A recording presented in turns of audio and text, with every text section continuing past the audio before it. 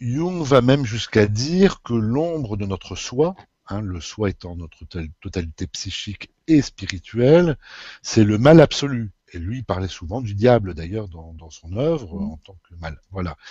Donc, si on prend cet aspect donc de l'ombre, qui est notre double négatif inconscient enfoui, euh, et que je prends et que vous parlez, et qu'on parle ensemble de la carte du guerrier, Mhm.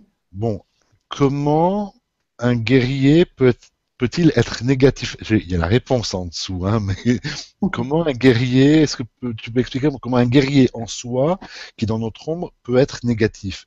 Parce qu'un guerrier, normalement, j'imagine que ça permet d'avancer dans la vie.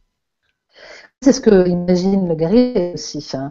Il imagine qu'il faut avancer, mais il faut avancer en bousculant, peut-être même en bousculant les autres, et en se bousculant lui, c'est-à-dire qu'il n'est pas toujours tendre avec lui-même.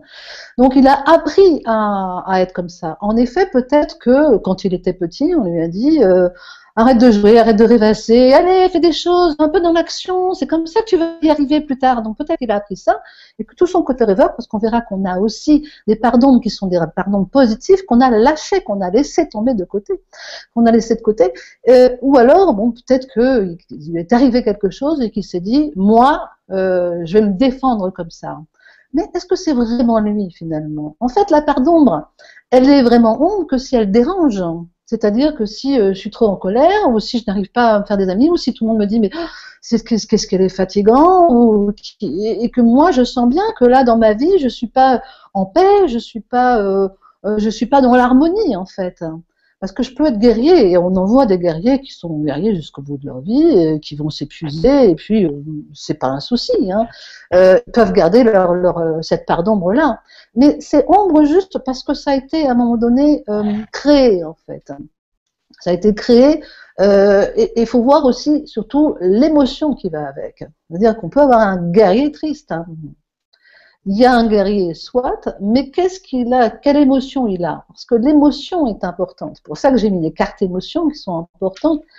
L'émotionnel, c'est dès le moment où on a une petite faille émotionnelle, quand on est enfant, quand on est petit, et même après, une faille émotionnelle, l'inconscient va aller colmater cette faille-là, comme il peut.